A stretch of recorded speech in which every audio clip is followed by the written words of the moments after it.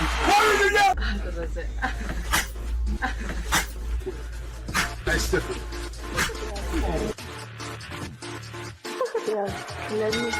Pedigree, 1, 2, 3, brought to you live by the champ. A last ride straight to hell, a tombstone, a choke slam. Here to give it to you raw. This is Wrestling with Savage. SmackDown, hold the title. This is Wrestling with Savage. What? Wrestling with Savage begins now.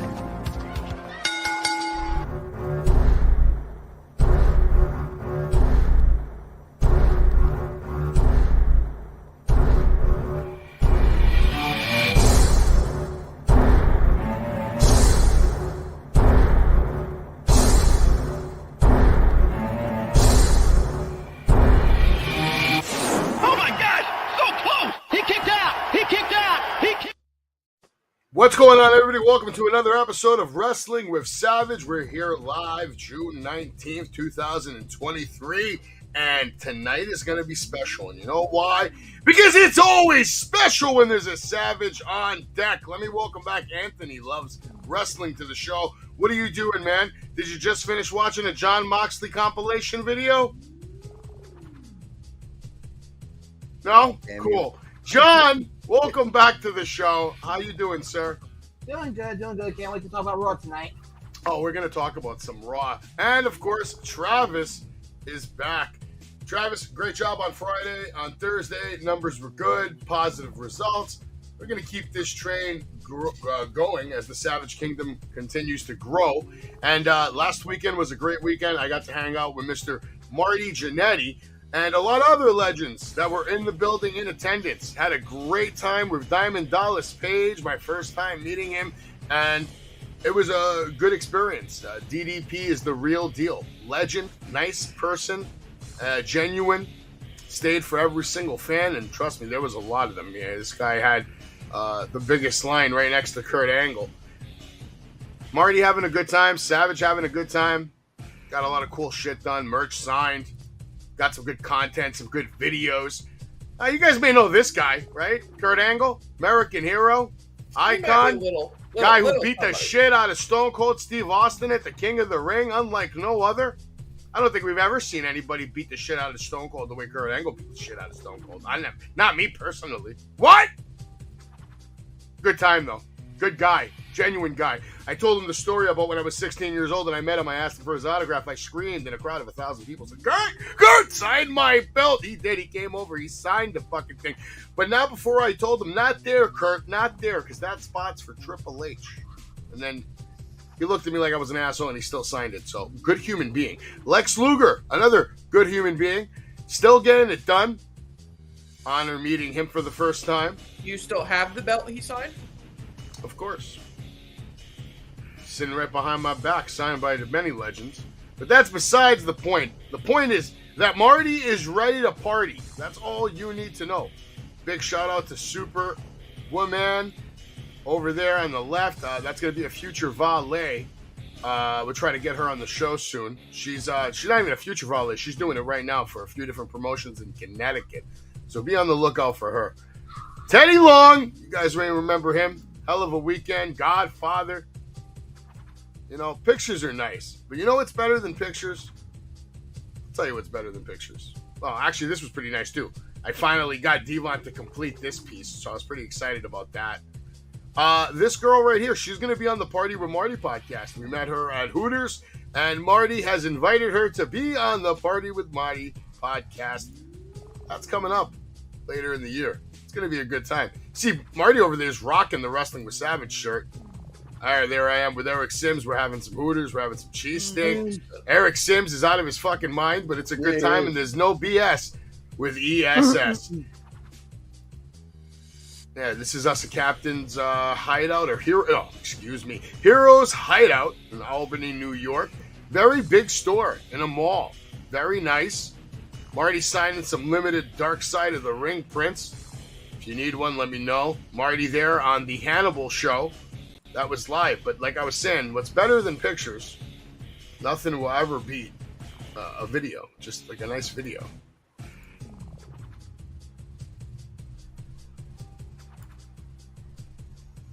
We're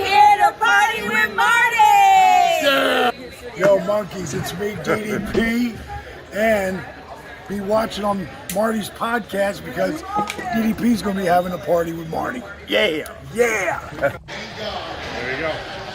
Yeah, Teddy. Oh, Teddy's coming in. Holler, holler. You too. All right. Holler back at me. Oh man, this guy looks good. I'm here with the Godfather. I got a small window to get the fans in and get my extra sign. So, not enough with the distraction. Come on, man. Sign, fucker, sign. That's what he wants signed all day long. All day long. Never a Sign, fucker, sign. You've changed, brother. So yeah, I'm very excited about that podcast. I think it's going to be a life-changing experience and an opportunity to do many things in this business and get myself the opportunities that I deserve. Jay, you are here, and now the stream looks like shit. Let's change that. I'm going to go to the 4, since you're the late one, into the door, and we are talking about Monday Night Raw tonight. Monday Night Raw. Yeah. Poor Seth Rollins. Night started off, Seth Rollins comes out. We all think we're going to see something, maybe an open challenge, maybe a promo. Finn Balor had other plans. Finn Balor taking it to another level tonight, really showing that intensity out there to start off Raw. I actually enjoyed this, and it sets a nice tone up for tomorrow night's match if Seth Rollins shows up, which we'll find out later in the night if he does or doesn't. What do you think, Travis, about this opening segment, Finn Balor coming out? I have no idea what you're talking about. Poor Seth Rollins. Seth Rollins is the only man on the WWE roster that can look good getting his ass kicked. Even getting his ass kicked, this man looks like he could beat both of us. What's going on, Sir Drew? Sorry, Steven Chambers, what's going on, man? Am I going to have a watch party for Money in the Bank? It's a possibility, man. I don't know. I might just do one live from Icons of Wrestling. That's what I should do. Live play-by-play. I'll rent the table to sit down. I'll bring my generator. I'll plug in my TV. I'll put in the network. And I'll sit there and I'll do live play-by-play live. And for 3 hours, I'll be yelling like a fucking maniac. I'll join that. Easily. To me, that sounds like a good idea. John, would you be down to do that? I may actually be doing one on my channel. So you guys want to join me there, you can. Okay. That's what's up. Breaking news here. John's definitely doing a play-by-play. I don't know what I'm doing, man. I want to go to Icons. Also, what's up to Johannes? Everybody in the chat, we appreciate you being here. We are talking about Monday Night Raw. Anthony, how about you? Opening segment, what did it do for you? I popped. Okay. Because I like Finn's reasoning for it. Finn had a reasoning for it, which I liked. Wow, that's Jay. All right, Jay, I'm going to you. What did you think about Finn Balor stomping the shit out of Seth Rollins? For me, I popped on the third one. I was like, damn, this guy's going in. I like it. You don't really see that. You see 2 attacks, 1 attack. He did it a third fucking time. Not a fucking. I didn't pop at all, but it was a good Raw opening and one of the weirdest Raw opening I probably saw in my entire life. Do you guys know there was like a commercial like 3 minutes into the whole Raw? That was kind of weird. That was pretty weird. Yeah, that was pretty weird for me. So it kind of just took the momentum off to be like, but it was a good opening. I liked it. He liked it. I liked it. I definitely popped for the third one, and then I popped for the attack in the backstage. You know, the world heavyweight champion, getting attacked backstage by Finn Balor in a very vicious way. And John, I'm going to go to you first right now. Tell me what you thought about the Finn Balor segment. Do you think it made him stronger in the eyes of the WWE Universe, that attack? And then tell me what you thought about Tommaso Ciampa's debut back on Raw. As far as Finn, I liked it. It's given him a purpose, and honestly, I think the fans in WWE are liking this because, like I said, it's given him purpose. And going into Money in the Bank, I could see a possibility of Finn winning the title with what they've been doing with him the last couple of weeks. And as far as Ciampa, I'm glad he's back. I'm glad he has the old theme music. I'm just curious to see how long before we get DIY back together, because that's, I think, going to be on the horizon pretty soon. Okay, and how about the debut of Ciampa again? Or not even debut, I guess return would be the better term. What'd you think of that? Oh, I loved it. Looks in fantastic shape. Miz put him over perfectly, and really all you can ask for. Yeah, I thought they did a pretty good job. Miz, got his couple of moves in, but at the end of the day, Ciampa making a hell of a return to the world of professional wrestling again. Let's try this. Let's see what this looks like. There we go. Hey, how you doing, Dad? You got everybody on the screen now. It's a full house tonight. Anybody else want to talk about Ciampa? Yeah, I think I'll go next. Go for it. First of all, I loved this return. I honestly did not see that coming because there have been so many reports of, Ciampa and Gargano are going to come back together and DIY. So I did not see him coming out by himself. He looks like he's in great condition. I've always liked Tommaso Ciampa from his NXT days. Heck, even before that. So I will be curious to see what they do with him. I hope he can avoid getting injured again anytime soon. Because, again, I think this is another one of those superstars who is absolutely phenomenal. He just has to avoid getting injured. Okay. Jay, what'd you see? Nothing. I got no take on it. You got no take? Anthony, how about you? Were you impressed with the return? Yeah, I'm actually waiting for Gargano to come out and beat the shit out of Miz and them two get back together. I want to see DIY back together. It's funny, we haven't really gotten a lot of Gargano on TV recently. I mean, he had like a whole program thing lined up for him, man. Oh my God, Mick, behave. What's Mick? Anthony, you want to say something to Mick Thomas? And the floor is yours, bro. He's been giving you a lot of shit, man. No. Good, I like it. Don't even acknowledge him. He's not Roman Reigns. He's not. No. I love you, exactly. Mick. I acknowledge you, but you're not Roman Reigns, all right? So, Mick is a great, faithful guy, but sometimes I wonder, I read his messages and I'm like, does he even read his message, or does he just type it in and hit enter before he does? Mick's got no filter. He just says what's on his mind, and that's okay. With that, well, it's also he's got no grammar. That's all right. No problem. Ciampa over here, I thought was impressive, but it would have been nicer if this match was a little longer. I feel like they both deserved it. They've been doing a good job with letting Miz wrestle lately, showcasing his abilities. And, I get it. They want to put over Ciampa. But I would have given it a little more time. That's my only take on this one. I think it could have been a much better match. Finn Balor coming out, cutting another promo. Pretty believable. Anybody have anything on that promo? No. What? It wasn't that good. Nobody even remembers it. Nobody cares about it, I guess. I loved it. You loved it? Right. I thought it was funny as hell. Like, just Kevin Owens just having a freak attack, and then Sami Zayn pretty much telling him like, "Hey, relax. Like, if you don't relax, we're gonna have issues." Well, Kevin did relax. He was able to calm down. Yeah. He was able to control his temper and not lose his mind and go beat the shit out of random people. But how long can this Kevin last? And how long can this Kevin be bearable by the WWE Universe? I prefer the Kevin who loses his mind, Travis. Well, before y'all were all on here, me and Gilcher were even just talking about this. How long is it going to be before Kevin Owens turns on Sami Zayn? They're not going to keep the titles on these guys for a real long time. And it makes more sense at this point, it makes more sense for Kevin to turn and be the heel than it does for Sami. Sami just got done being the heel. That's fine. Let's get some reps in. How about you, Anthony? What you got? I already gave my take. Anything else? No? No takes about the working out? Put in the work in. Where's your wins? What are you doing? Jay, you got anything on this Kevin Owens shit? Nothing? Well, you're no fun. You guys, this is a talk show. We're not talking about what we're showing. So that means it wasn't good. Wasn't memorable. This match was fun. I have an echo now? Why do I got an echo? It's gone.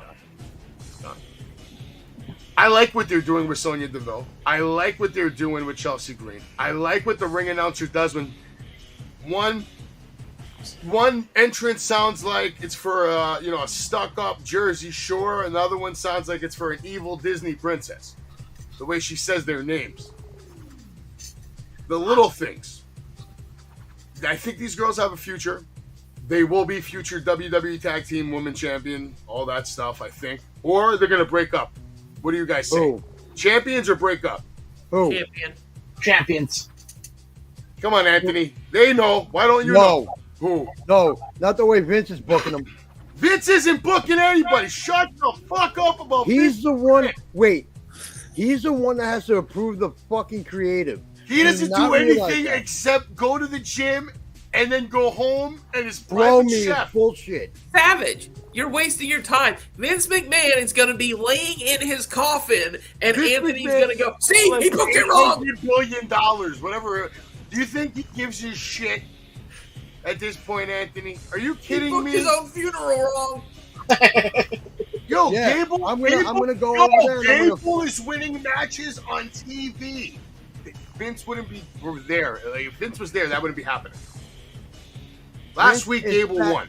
Do you, Or it do would you just not to throw see? you off. Shut up, Travis. I'm talking. Oh, Oh boy. it's getting wild out here. Anthony, what do you got? Hurry up. Do you think the son of a bitch is not backstage? No, It's a low- he's not. Get over it, man. Bullshit. Let it go. Let it go. You can't blame It's a everything on low- Vince. Every time something bad happens in WWE, the first thing you fucking say every single fucking time for over a fucking year, oh, this motherfucker Vince, he's fucking it like shit. This is a Vince McMahon match. The way he's booking Kevin Owens is a Vince McMahon way. It's a classic WWE playbook bullshit match. Vince McMahon is a Yeah. human being who's not Vince- there and doesn't give a Vince- fuck right now. All right, you know what? 5 fucking years of Raw. It's bullshit. It's all bullshit. Fuck it. It's all bullshit. How about this match? Was this match I- bullshit too? Was this a Vince McMahon bullshit project? Yeah. Yeah. Another one. Okay. Those. Yo, they looked great but, tonight, though. They had great teamwork. They showed what they've been doing on NXT for over a fucking year. And they came on Raw and they looked killed good, I it will last say week. that. They killed it last week in a match with the heavyweight champions of the world. And now they're killing it in a match and winning a match against solid female competitors. Because you can't tell me Chelsea Green and Sonya Deville aren't solid in the ring as individual female But talent. also, And they you just realize- lost. You also do realize that the women's titles mean shit. Again, with the shit. Yeah. Everything is shit with you. Like, Because it damn, is. Collision. Yeah, it was all shit. All right. Well, anyway, Caden It and was- Carter, they won the match tonight, okay? So Sonya Deville, Chelsea Green, taking the L's on Monday Night Raw. Does anybody want to say anything about this match? I'll say this much. I think the women's tag teams now, between the fact that you got Green and DeVille, you got Carter and Chance, I think now you have some legitimate teams now that can make that tag titles actually mean something. As opposed to what they had before, when it was, okay, you take person A, take person B, put them as a team. Okay, they don't work well together after a week. Okay, we're going to split them up. John, do you not realize that that's what they did with Sonya Deville and Chelsea Green? That's exactly what they did. They have chemistry, though. They have chemistry, and they're working together. Yeah, that's just like saying with Braun Strowman and Ricochet. The fuck does Braun Strowman and Ricochet have to do with the women's division? Shut your ass up. We're losing people on the stream right now because you're talking nonsense out of your fucking goddamn Where mind. even is Braun? I don't know. Braun's injured. He's recovering, man. Yeah, I think he had next Injured. They have nothing for him, so he's sitting in catering. Oh, they had something for him. He was supposed to have a run with Now Ricochet. he's going to but go that's off on straight down. catering.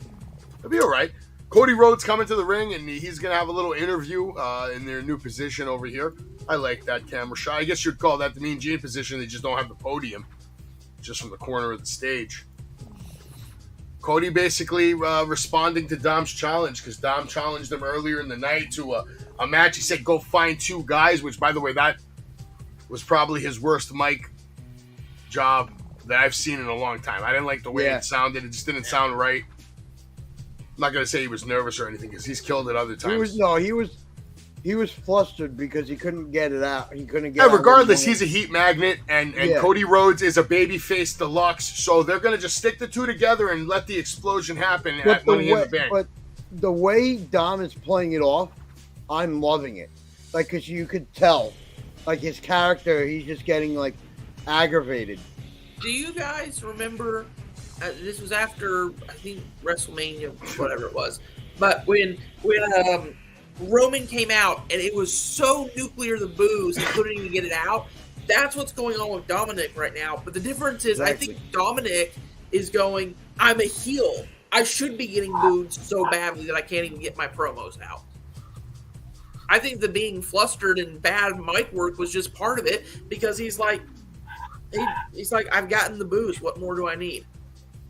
I don't know how I really feel about all this shit, man. I got to see the matchup. If there's payoff at the match, then this is all worth it. You know, if the match stinks, then all this has been a giant waste of time. So I'm going to put all my chips in and Did you say Cody's going over? Yeah.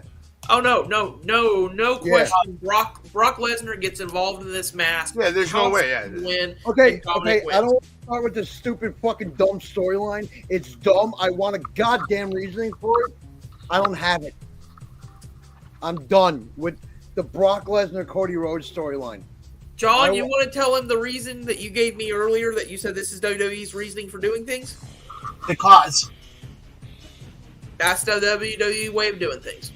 Hey, man, they gave you a storyline. You were too busy seeing diarrhea on your television screen to maybe clean it up. If you would have cleaned the shit off your TV screen, maybe you would have Where was saw the reasoning, that Savage? Brock Lesnar is not happy that Cody Rhodes is just going to come and fucking waltz into the WWE and main event WrestleMania against Roman Reigns and put himself as this, like, fucking golden god. What, he Brock's like, can't- I'm he the can't fucking compete. golden god. Wait a minute. I'm the beast incarnate. I'm the greatest athlete in the history of this company's existence. That's the storyline. And the fact that you can't even respect Brock Lesnar, Brock Lesnar's Brock Lesnar. Whatever he wants to do, he's Brock Lesnar. He's earned the I don't fucking have right. anything bad. I don't.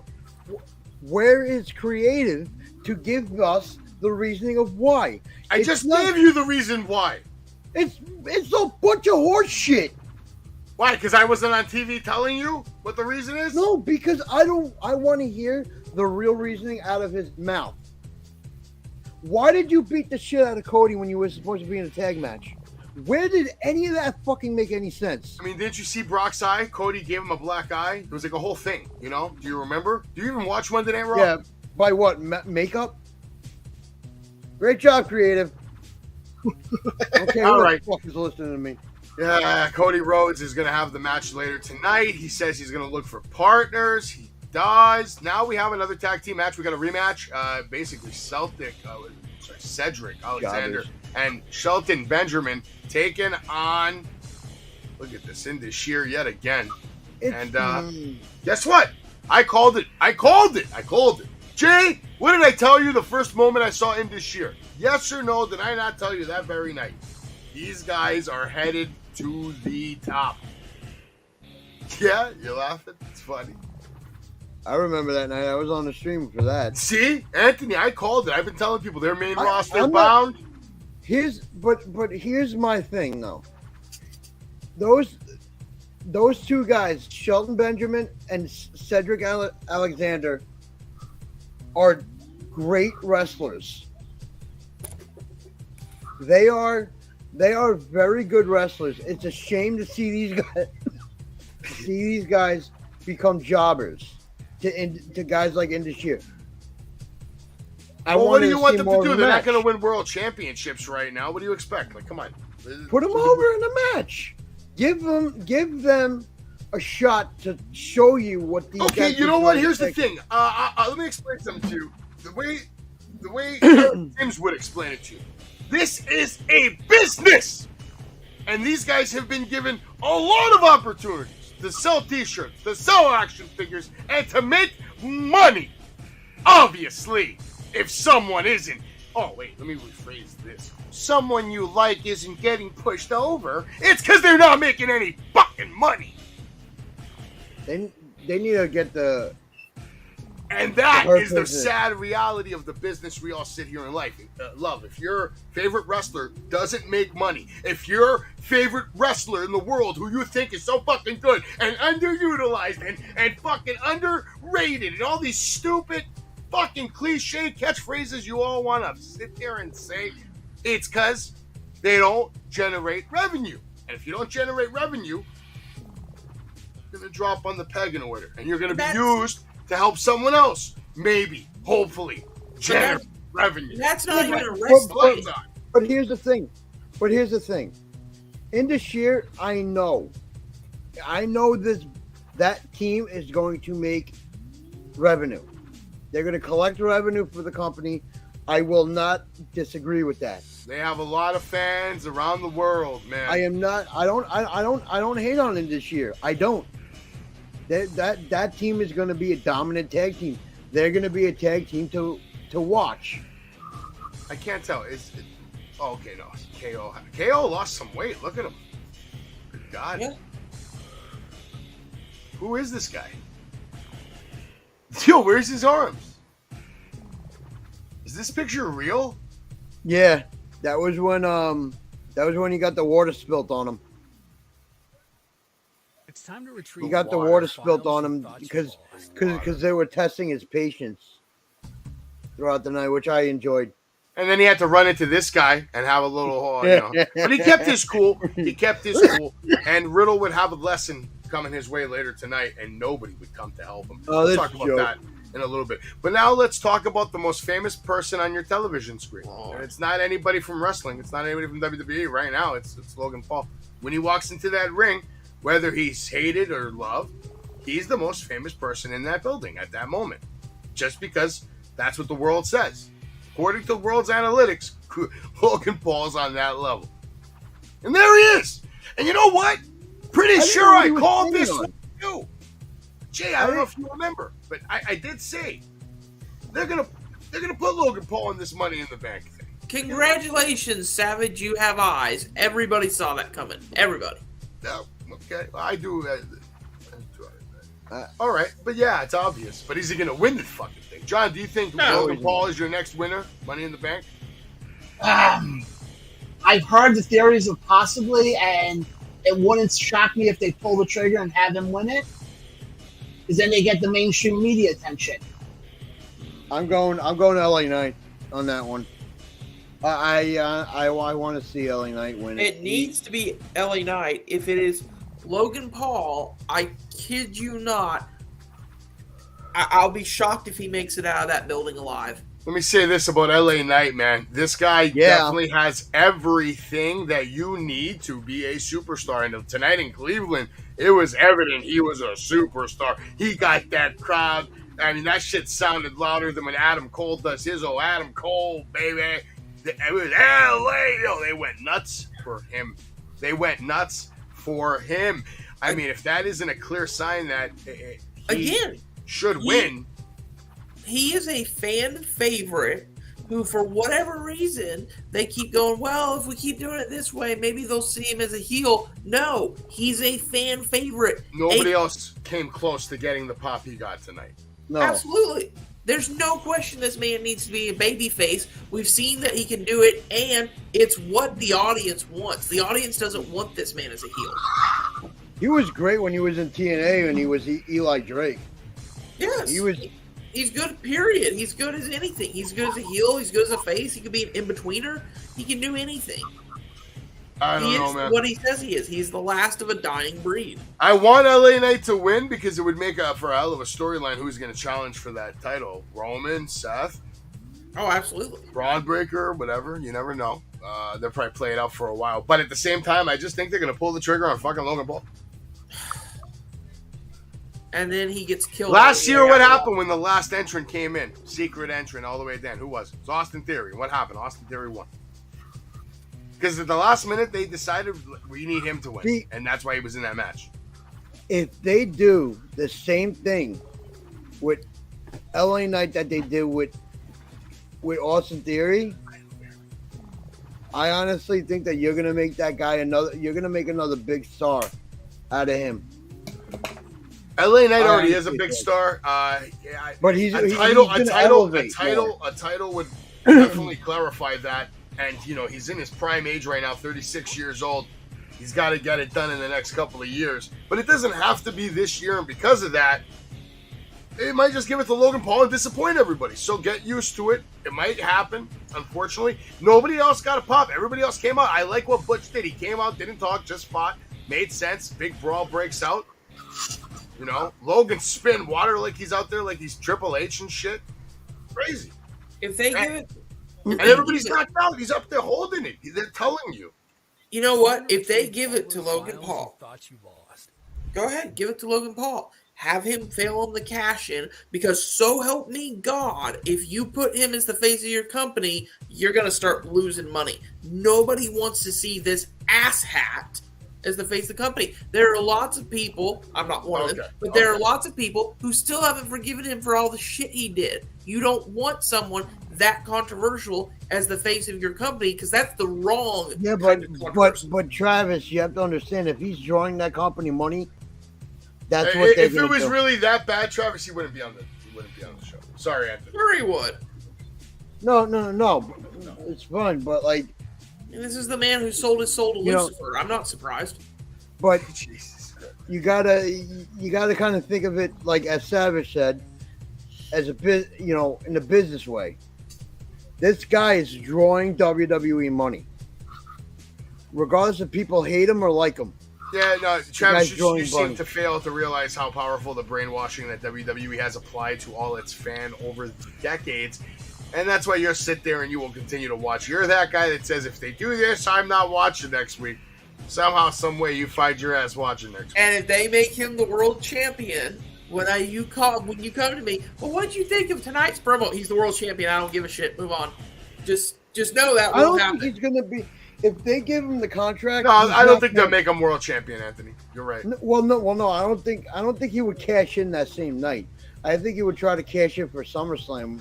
No way. He would cash in at WrestleMania, and he would bring that briefcase with him around the world when he goes to all the different millions of things he does and whatever, and it would be a fucking social media whore fest, and it probably would be the best thing that ever happened for WWE, because he would be promoting the shit out of that. Here's a question for you. Let's imagine things. He wins Money in the Bank. He carries it around, generates the social media, cashes in, fails to win. Does that not give him the best of both worlds? You get all the media attention, but you don't have to put your title on a guy who isn't ready to be the face of anything. I mean, he's not even ready to be the face of Impulsive TV. No, you're just hating right now. It's the same. You have CM Punk syndrome right now. And speaking of CM Punk, we're going to talk about this match coming up here on Raw in a moment. But right now, we're going to talk about this guy, Mr. Phillip Brooks, Mr. CM Punk, Mr. I'm back on TV, I'm Collision, I'm Dynamite, I'm this. I'm going to come out and talk about how I'm the best of all time. John, I'm going to go to you first. Okay. Anthony, what, you got something to say? Yeah. Actually, you can go first. There was a clip. I actually have respect for this man. There was a clip after the show, after his match, and he brought out some kid who was holding this LGBT sign, and he was youth, and it said youth on it, and the things that this guy said, how he supports all these companies, how everybody is calling him a bad guy. He's really not. How can you look at CM Punk like a bad guy now? Easily, because I don't want to hear his opinions and what he supports. I don't give a shit if he supports some alphabet army thing. I don't care. I want to see him in the ring perform. That's what I'm paying him my money for. It's the same thing as Russell Crowe or Orlando Bloom. I don't want to hear you talk about your personal things. I want you to do the job you're paid to do, and that's it. Now, I saw the same photo. Do I think it was nice with the kid? Yes. Do I think he needed to talk about here's what I think and here's who I support? No. Take a couple of pictures with the kid and move on. Yeah, it was. I mean, it was just. It was during a commercial. I thought that was pretty cool of him, like to kind of go out of character. The pictures with the kid, absolutely cool. Him giving his personal opinion of what he likes and doesn't like, no, I don't give a shit. He likes chocolate ice cream, cool. I still don't give a shit. Just do your job. I'm sorry to call a spade, but I think this was all a political ploy to gain Absolutely. new viewership and gain fans. I don't think it was genuine whatsoever. Is it a nice gesture? Yes. If it was genuine, yes, it's a great gesture. But if it's what I think, which it was politically deployed to get a response and invoke an emotion out of people to get a bigger connection and gain more fans, which is what I think it was a plug. It was a plug Absolutely. for a cause.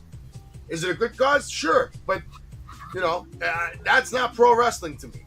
It's like if you went up to somebody and had a sign for Joe Biden or Donald Trump or whatever. It's like, I don't care about your political view, and it doesn't belong on TV. Like, Thank you. But no, that wasn't on TV. That was. No, I know. I'm glad it wasn't. Yeah, But I don't believe it was genuine. That's my point. I just don't believe it was genuine. either. But for him to come out and like say that he supported that, to me, that's respect. Here's the thing.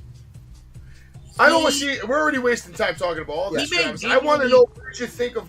Whoever wants to go first, just go, because I didn't see the full match. I saw. First of all, the ending. I say this. I thought the ending was well set up. I like the double sleeper holds, the double submissions. I like the way that Dax came in and tackled Joe in the back, and it set up the chain of events. Whoa! What are you talking about? I'm confused. You've got a picture of the Luchasaurus thing. Yeah, I know, but I'm talking about the Punk match still. Like, the Punk again, that was the sloppiest GTS I've ever seen. Okay, it was just bad. Jay, what'd you think about CM Punk's return? I said it on the watch along. It was a strong promo and needed to be done. I thought it was effective, and for me, it's even Steven. Everybody should just do what they gotta do. That's it. Anybody like anything they saw on Collision in general? I didn't get to watch it. You didn't get to watch it? Never happened. I was working. I saw the Rusev match. He looked super impressive. I watched that with Marty Jannetty. That was a good time. I enjoyed watching that match. Hold on. Me and Jay talked about this during our watch along. Did he look super strong in that? He came back and he took, 5-7 minutes to defeat Tony Nese? That should have been like a minute-long squash match at the longest. It should have been a squash. No, I was happy with what they did because I like Tony Nese and he deserves TV time. He's a good Long Island kid, good wrestler too. So I like that they made him look a little strong. But at the end of the day, Rusev still looks stronger. It builds him up a little bit, gives him a little bit of a rub. Like, why don't you want to give anybody a rub? Like, what do you put on your food? You just throw it in the fucking grill? You don't put a little salt, pepper, oregano, lemon, spice? Of course I do. I'm a cook. I put spices on everything. Okay. But here's the thing. At the end of the day, if you're building up Miro and trying to rebuild him up as he's a monster, how does him looking like and there were moments where he looked like he was struggling, how does him looking like he's struggling to beat Tony Nese reestablish him as a monster? Jay, I love you, man, but stop sitting there like an Easter Island head and come on, give us something. He's got nothing about Collision. I mean, he talked about it for 3 hours on Saturday. He's done. This was probably one of the poorest match I've ever seen in AEW history. Right here, Luchasaurus versus Wardlow. Do I have to remind you guys that this TNT title is a fucking joke? It's been changed 6 times, and we only into half of the year. We haven't even made it to December yet, and the title changed 6 times. This was probably one of the poorest performance. These guys do not go well together. You could just see it purely live. And yes, Travis, I did not watch this on the watch along, but I did watch it after we hung up on the watch along, and it was a very poor match, and this did not do anything for Wardlow whatsoever. I agree with Steven. Wardlow looked phenomenal. He looked like an action figure out of he looked like a video game character. Swanton eye glaze out of your eyes, folks. Yes. No way. Tomorrow night, tune in. Whoopie freaking do. Tune in tomorrow night. Jay will probably be here. I'll be here. Travis should be here. It's going to be NXT Gold Rush. We got a lot of matches coming up tomorrow night that I'm excited about, including a world championship match between Seth Rollins and Braun Breaker, Carmelo Hayes. I hope Corbin wins, but I think it'll probably be Hayes. It's going to be a good night. Hayes is gonna retain. Now let's get back to Monday Night Raw. We got Ludwig Kaiser going against Riddle. Gunther coming outside with his boy. And the match, actually, in my opinion, this was match of the night. Yeah. I thought they did a phenomenal job. I'll agree with that. I'll agree. The with counters they were doing and the chain wrestling they were doing were out of this world. I will These say are this, two this- studs that killed it. And I'll say Travis, this. Travis, since you want to say something, I'll let you say it when I'm done. But this match was fantastic. It made up for all the other subpar wrestling that happened throughout the night. It was great. Go ahead, Travis. What do you got for this? Sorry, I'm excited because I'm going to say something that I never thought I would hear myself say. This was honestly the best Riddle match I've seen thus far in his entire run, even with his Randy Orton stuff, all that. This was the best one, and I Including think NXT? possibly, but I think this is where it's crazy here. I think a lot of that credit partially goes to Riddle, but I think another large part of that credit goes to Ludwig Kaiser. Ludwig Kaiser understood this. I love how you're drinking the peach tea on camera. Awesome. I think Ludwig Kaiser was a good matchup for Riddle. I think that he understood this is Riddle's style. Here's how I do that. And so, good Lord, you're going to date the whole damn cart. Jeez. Like a fish over there. Yo, Jay, let me ask you a question. Did you ever see anybody drink Jack Daniels the way I used to? How did you used to drink Jack Daniels? A bottle at a time, one shot. Can it be like Stone Cold? Bang, bang, boogie. But let's not talk about that. All right, so what the hell were you talking about, Riddle? Best match you've ever seen in his life, including NXT or not including? Best I've seen of Matt Riddle on the main roster. I won't know if I'll say NXT or whatever, but I will say this. Does anyone disagree with me that part of it was because Ludwig Kaiser was like, oh, this is his style, this is my style, here's how we can make both styles look good? I think that's this show was phenomenal. I was going to say, I think that's what worked out perfect, is he had the right dance partner with him. Yeah. The whole thing was great. The program after that leg sweep by Gunther was mighty impressive. It looked like Riddle got killed. I mean, look at the picture. Looks like Riddle's like landing on his head, dude. That shit was. It almost rough reminds me of that to old watch. RKO that Orton did, where he hits RVD and RVD it looks like he's standing up on his head. It's almost that same thing. It looks like he hit him so hard he's doing a handstand. The whole thing was a nice match, and then this was a nice touch at the end. And I like how nobody came out to help Riddle. It just sets him up as he's really alone. And sadly, I have a feeling this is going to lead to Randy. Well, not sadly. It's not sad that Randy Orton's going to come back, but I think this is going to lead to RK Viper, whatever the hell they're called, RK Bro. RK Bro Reunion. That's what I think this is headed, Would be not. I mean, I'd like to see Randy back in the ring, so sure. Kevin Owens, Sami Zayn again. Now they're going to get bothered by Imperium, and it's probably going to lead to more matchups between them. Do we see Imperium maybe taking the titles off of Me and Gilcher were talking about this earlier. Yes, I think that there's a very good chance Imperium does. That's not Gilch. Sorry. I thought it was. John, it's not Gilch. No, that's not John. Damn. I'm sorry. It's been a long day. I don't know. It's been a long day. Plus, I've only met John like once. Dead, Jay. I'm fucking dead, Jay. I'm gone. Somebody come fucking revive me, man. This is the second time you called him Gilch. That's not Gilch. He's talking to John over here for probably I don't know, man. What it's been 43 plus 25 minutes he was in the pre-stream. No wonder John's so quiet. John, you were right over there. John, how do you feel about that? You've been talking to this guy for an hour. He thought you were a whole other human being. I was like, I've been called worse things in life. I've never been called Gilch before. That's a farce. All right. Next time you do the show, just change your bucket list. Change your handle to Gilch. Yeah, I'll do that tomorrow on my show. But as far as this, yeah, I could see Imperium taking the belts. I really could. The way they've been booking them, yeah. I actually agree with you because I think Imperium, you add gold to their stable right now, it just it builds up their. How are you gonna come on? They're being booked as losers. Ludwig Kaiser is being booked as a build-up to Gunther, whoever he faces. Come on, it's a joke. He's a joke. So you don't see the tag team. Is Vinci really injured? Not if they book like this. I think after all the drama with the Bloodlines done, the Usos are gonna go after the tag titles They're gonna get the rematch and they're gonna win it. I Let don't me think tell you something. I never thought this would be the trio that I needed in my life, but they are phenomenal together. All right, Dupree, Otis, and Gable are going to make money. It's going to happen. It's stupid, but it's like that likable stupid. It's like watching a Mel Brooks movie. You're like, this is so freaking stupid, but at the same time, you're like, but I love every second of it. I'm enjoying this. John, are you enjoying this? Maxime Dupree now dumping Maximum Male Models and joining Alpha Academy? Yeah, I mean, I'm also a huge Otis fan. I think he's the most underrated wrestler right now in WWE.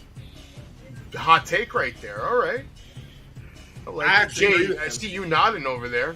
I think you guys are out of your minds, but go ahead. All right, we're out of our minds. We're going to get a matchup right now. Viking Raiders coming to the Jay ring. thinks we're out of our minds. Viking Raiders coming to the ring, and they're going to take on Gable and Otis again. And Maxime Dupree has been working on the suplex, which she's going to land in this match, but it wouldn't matter because now the suplex wouldn't actually help Gable, who, by the way, looked absolutely phenomenal tonight. And you know what would look great on Gable? A world heavyweight title. I'd be way happier if Gable just went solo. If this whole thing with Maxine and Otis leads to Gable losing his mind over their love affair, and he just snaps, beats the shit out of Otis, and just goes on some crazy heel murdering spree of wrestling, and just starts putting on bangers and killing everybody, killing the Finn Balor's, killing the Ciampas, killing the Seth Rollins, killing Cody Rhodes. Maybe he could have a story with Cody because he says, you're an American nightmare? Well, I'm an American gold medalist, bitch. Gable needs to be at the top of the card. I don't know what he's doing. So good. I want him. He needs to break away from this whole thing and be a solo guy and make it go up to the top of the card. And that's why I like this. Because the only reason they implement a storyline is to make another storyline. But Anthony, by your own words, Vince McMahon is still doing all this, so he'll never be at the top of the card, according to you. All right, why did you have to go and bring up Vince again? You're going to make this kid spaz out No, again, Travis. Travis is a fucking instigator. Wait, damn straight. Hold on. I'm gonna say this right now. But talking about Chad Gable has that skill. He should be facing Seth Rollins. Absolutely. That's how good this guy is. I know that, man. That's great that you're repeating shit that I just said literally 90 but I ago. had to get my point, what I thought too. You can just say I agree. That's a faster way of fucking getting it across. But it's all right. Let's just waste another 60 seconds. God damn it, Viking Raiders actually getting a win on TV tonight. Now they even up. I'm sure we're going to get a rematch next week. So we'll see what happens with that storyline. Judgment Day, they're getting ready to come out again. And there's Rhea Ripley. You went too fast. Why? I was going to ask, does anyone think at this point that the Viking Raiders can be salvaged? Because at this late point, it just feels like it's too little too late. No. Viking Raiders be what? Salvaged. Saved. Hold on. Are you speaking? Say it one more time real slow. I guess salvaged, saved, basically at this point. Oh, can they have some redemption? There you go. Yeah, anything's possible in the world of WWE today. Injuries happen, storylines change. Anything can happen on any given day. So yeah, sure, they have a chance. I like that, Steven. I like that. If no one gets hurt, then I say they have no chance in hell. That's what I say. Oh, Big Thomason's going to give me a headache. It's okay. Judgment Day over here. Rhea Ripley going to come on. Let me say this. I actually love Rhea Ripley's theme song. She might even have the best damn theme song in the company right now. And I hear it and I get going. It gets me hyped. There's no other song in the WWE besides Seth Rollins' song. It gets me hyped. I even give it to Ripley. She might have a better song than Rollins. Only song sick. The song hits off and it starts the fucking tone. And you know someone's about to get their ass kicked, all right? And unfortunately, look who it is. It's Natty over here who's trying to be like Brett and put glasses on the fans. And all that shit doesn't matter because she's fighting Rhea fucking Ripley, who's going to beat the fuck out of her and not even let the match start and just beat her up and down the ring, bash her, pump handle slam. I thought that was great heel work that she's out there, I'm putting glasses on people, all this stuff. And Ripley's just like, okay, cool. I'll attack you while you're doing that. Like, she doesn't care about the fact that Natty's trying to be nice to people. She's like, I don't care. You're my opponent. I'm going to beat the shit out of you. The end. This is what I want to see more heels do, is this, I'm going to beat you up. Why? Because I can. What I'd rather see than Imperium get gold is I want to see Judgment Day maintain gold, get gold. I would not even mind seeing Finn Balor win the World Heavyweight title, and then Dom and Damian go on to beat Kevin and Sammy for the tag team titles. This way you have Judgment Day as the full golden stable. I want to would see it, but do you see them doing that? Why not? Yeah. I mean, they have the numbers game on Imperium if they get a match going there. But according to you, Seth Rollins is the best wrestler in the world today. Why would they It doesn't mean that they wouldn't use him to put someone over, because that's not the title he wants. You got Roman over there ranking around for 3 titles. Wait a minute. This title, puts some prestige on it, and he gets screwed over by Finn Balor in the Judgment Day, and then transfers power from Seth Rollins. And that's what wrestling's about. Wrestlers have power. Right now, Seth Rollins has all the power. I see your fucking finger wagging over there like a little puppy in a fucking pet shop, but I'm not done babbling about Seth Rollins yet. Seth Rollins has the power, right? And how do you transfer power? You give the rub. You add that spice. Finn Balor right now, maybe Triple H is like, you know what, we owe you. Seth is like, you know what, we owe you. Maybe. There's a chance. I don't think so. The fan in me is picking Seth Rollins to win that match. Anthony, what do you have? I gotta put you gotta put Finn Balor on that list though too. What list is this? One of the best. To me, Finn Balor is one of the best wrestlers. Yes. Hey, listen, I'm not sitting here talking. I mean, I'm not sitting here. Better, then we'd all see it. But meanwhile, Jay, who has a freaking Finn Balor T-shirt on, not right this minute, but had one on last night. He's rocking the real shirt, which, by the way, you should all go and buy right now. And while you're at it, what you should do is this. I'll tell you what you should do. You want to know what you should do? It's real easy. It's real simple. You're going to go and subscribe to the official Marty Jannetty podcast on YouTube. We have our first video up there. I played it earlier in the night. It's coming soon after Dark Side of the Ring. So make sure you go and subscribe. See, just like that. You click subscribe. And then go on over to WrestlingWithSavage.com. You can see all the latest shows that we have, or a show that you missed. You can check out all of our upcoming events. You can also hit up the shop. And yes, you can have a cup of coffee with me every morning. All right, it only costs you $16. We also have 8x10s of all the different wrestlers that we've worked with more to come. I'm taking pre-orders for Haku and Jimmy Hart, and of course Black Dahlia upcoming events. So if you want something, hit me up on Instagram, hit me up on Facebook. I'm not hard to find. And Black Dahlia is going to be on the show. Speaking of upcoming events, I guess I get this out of the way real quick. Wrestling with Savage has a lot going on. It's going to be the Summer of Savage. Savage Kingdom Promotions taking over the summer. The Party with Marty is coming soon. We recently had Sabu Black Dahlia interview coming up on Friday night after the SmackDown watch along.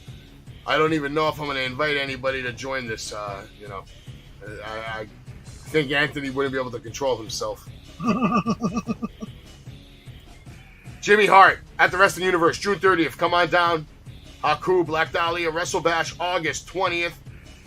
It's going to be a good time. I'm on the road with Jimmy Hart for a few days for Legends Fan Fest in Hamburg Fieldhouse. Make sure you come on down September 16th, 2023. It's going to be a really good time, man. I can't wait for that appearance. Chop City Wrestling is one of our sponsors. Hit them up. Follow my cousin, Cri Text. And make sure you check out Outlaw Wrestling. We'll be there 2 more times this month, June 29th and June 30th. So if you're in the area, come on down. It's going to be a good time. You can hang out with me. You can hang out with Jimmy Hart. You can hang out with all these stars of Outlaw Wrestling. And then, of course, this Sunday live, coming to you from the premier streaming network, Battlefield Pro Wrestling presents Reloaded, Sunday, June 25th.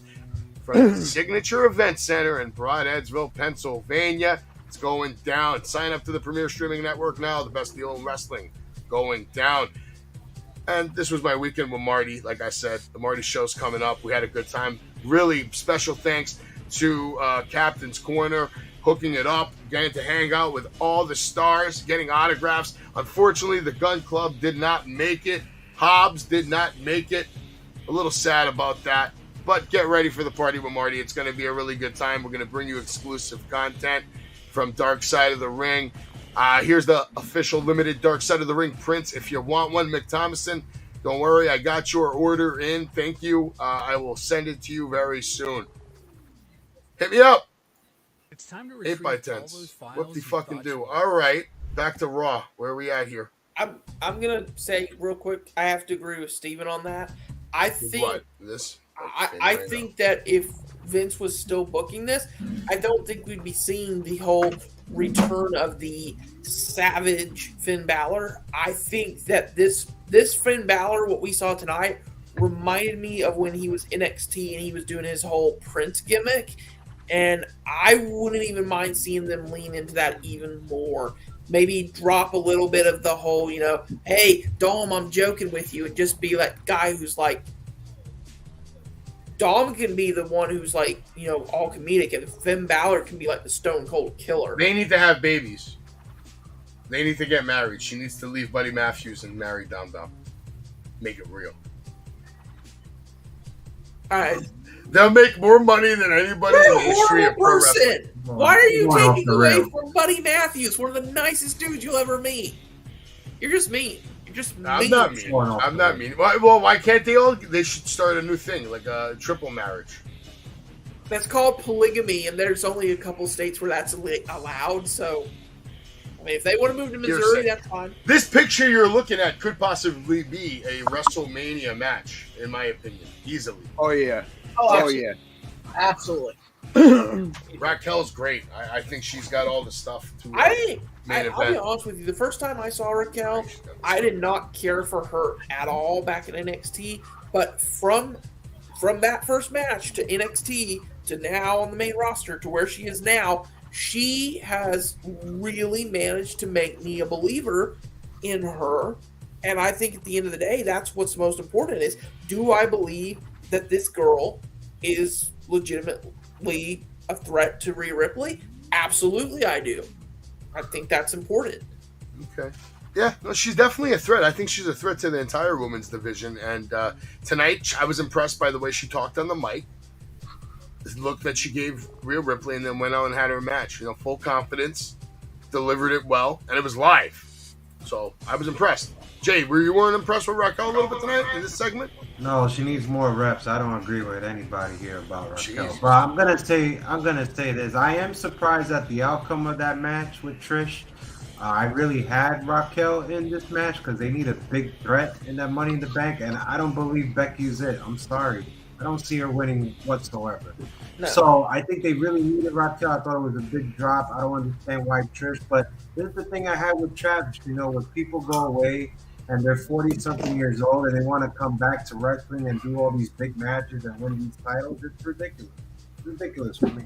Well, do you think maybe the reason Raquel didn't get in the Money in the Bank match is because they want you to think that Zoe Starks is the big threat? If you guys envy Raquel just like you did the last 2 minutes, then why did we get this finished? Why is she not in her first? I just told you why, Jay. I just literally just said it. Maybe the reason Raquel isn't in Money in the Bank is they want you to think that Zoe Starks is the big threat. They're worried that if they put Raquel in the Money in the Bank, it will take away from what they're trying to do with Starks. No, I totally disagree with that. I don't think that's the reason whatsoever. I think this is another way for creative back there writing the whole scripts for Monday Night Raw to basically say, well, Trish, now you could go out with Zoe and cut a promo of how you planned this all along for Becky to interfere in the match and basically get you into the Money in the Bank match. That's how I'm seeing it right now. It's just an ongoing. But you guys talked about this woman you see as a threat. This was the wrong outcome, I think, for me. For me, I'm not even a Raquel fan right now. I'm not saying I won't be. Just at this moment, I think she needs a little more reps in the mic skills and a little bit in the ring. I wasn't impressed tonight either. I thought the match was shit, And that could all be on Trish's fault because I saw a lot of Trish bonkers out there. But Raquel didn't, was supposed to carry it, and I didn't really see that. You didn't see that? Why not? Why didn't you see that? I didn't see it tonight. Well, what did you see? I saw a shit match. That's what I saw. I saw a shit match with the wrong outcome. That's messed up, man. Is it? Am I right, guys? John, Travis, you guys are seeing Raquel. Right. Am I wrong? Am I wrong on this? I don't think necessarily the match was shit, but I do certainly think that if they're not going to book it, why does that happen? As Zoe Starks is going to be the biggest threat in the Money in the Bank ladder match, I certainly do agree with you, Jay. If that's not what they're going for, then absolutely the wrong outcome. I think it was. John? I think the reason they're doing it is they're setting up for Becky and Trish at SummerSlam. And they're using Money in the Bank as a way to set that up. So to me, do I think it was the right outcome? No. I still think Raquel should have been the one to get it because I'm a big advocate of if you're a part-timer, you shouldn't get a big spot like the Money in the Bank ladder match or the main event at Mania. But if it's the way I think they're going, continuing the whole storyline with Becky, then yeah, I can see where they're going with it. What are we doing with Tozawa here? Why are we letting him have segments with Cody Rhodes but not letting him wrestle? Why isn't he having a match? He has blonde hair. That's why. He has blonde hair. This is a way to plug Cody's other shirt, right? Tozawa's a great athlete, man. He's somebody that he can go out there with Chad Gable and like have a 40-minute banger and people lose their minds. I'd easily pay to see Battle of Blondes. Chad versus Cody. Maybe we're going to get Tozawa versus Cody, man. Maybe Tozawa's going to keep asking him to be his partner Battle or something. Of Blondes. Tozawa just gets pissed off and attacks Cody Rhodes. What'd you say, Anthony? That's the way to plug the shirt. Battle of That's the a nice Blondes. shirt too. That's a nice Battle shirt. of the Too. Blondes. They're going hard with the Cody merch, man. Again, generate like revenue. Nice shirt. Plus, That's the That's other why one. he though. gets all the TV time, man. He's generating revenue, man. Nice. Kevin, Sammy, over there. Nice shirt. Okay, good segment. That's going to be your main event later. Raquel now in the ring with Trish Stratus, Zoe Stark ringside. Match was actually surprisingly entertaining, and the clothesline that Raquel gave Trish Stratus and made her bounce off the canvas like a Gumby figure. Jesus Christ, and if you don't get the Gumby figure reference, go look up Gumby. They're toys. Made out of rubber, they bounce. It's good shit.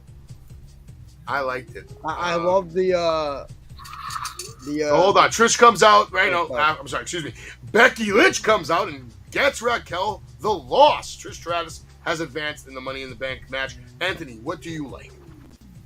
I like the whole reference when they were like, how Raquel threw Trish Stratus around like a rag doll. Yeah, that was good shit. Jay, what'd you say about this match? I already said my take. Anybody got anything on this? Travis, John? No? I see All right, what tomorrow night, Seth Rollins is going to take on Braun Breaker. He said so in an interview. He says it doesn't matter what the doctors tell him. They got x-rays on his ribs, and it does not matter because Seth Rollins will be there. I don't like this, and I'll tell you the reason I don't like this. I don't like this because with that vicious attack we saw by Finn Balor, we can now go, Seth isn't 100%. So if there was a chance that they would go, oh, well, Braun Breaker beats him and Seth can say he's not at 100%, fine. But at not 100%, Seth is going to beat Braun, and it's going to lead a lot of people to go, so you're telling me Braun Breaker, who's supposed to be this huge badass, couldn't beat a guy who was at less than 100%. I feel like it's actually going to make Braun look weaker by doing it this way. I think they should have had it be that Seth went in fresh, and it's like, yes, Braun lost to Seth, but you're talking about he lost to one of the absolute very best doing it right now. Now people are going to go, but he was injured, so so Braun can't even beat an injured man? That's my 2 cents. Sounds about right. And it's worth about exactly. But it's a possibility, but they could always protect Braun as well, so I wouldn't count that out either. You never know, man. A lot of things could happen tomorrow. Judgment Day could show up on NXT tomorrow, beat the shit out of Braun, or beat the shit out of Seth, and be a DQ and no champion made. Maybe that starts something with Braun coming to Raw. Maybe saving Seth Rollins at Money in the Bank. You know, maybe going to get payback on Finn Balor. Maybe. I don't know. Is Seth losing the title tomorrow with the Braun Breaker? Would that be controversial? I think it would be, even with what happened tonight. But Gianna, how does that make sense? All this is set up an injured Seth to get cashed in on Logan after the match.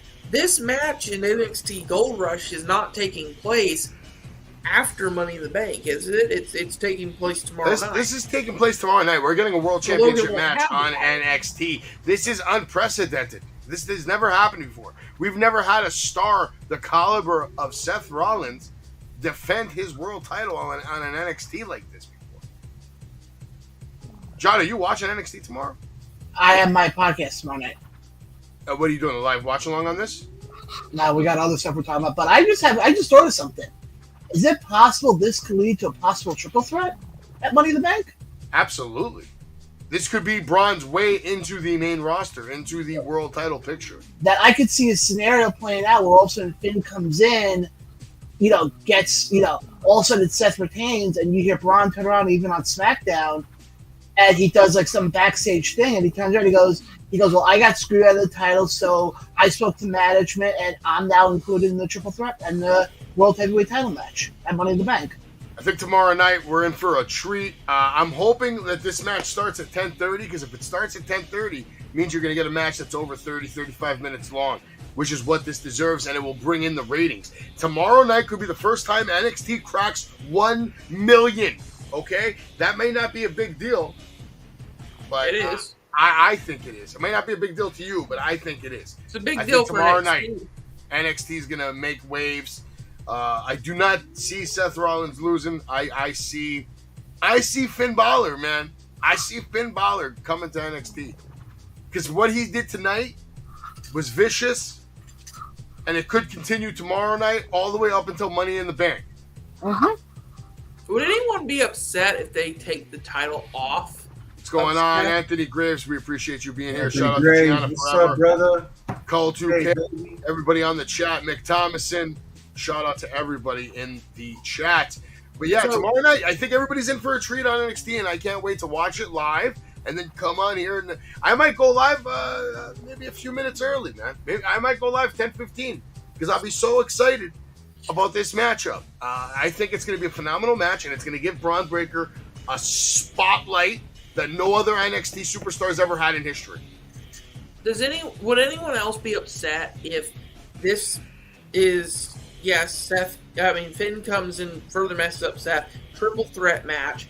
They have the match, and now, because of it, it can be Braun pins Finn pins Braun. We don't have to necessarily make Seth take the loss, but we could take the title off him, because here's the thing that keeps playing in the back of my mind. Seth is in the middle of filming a movie.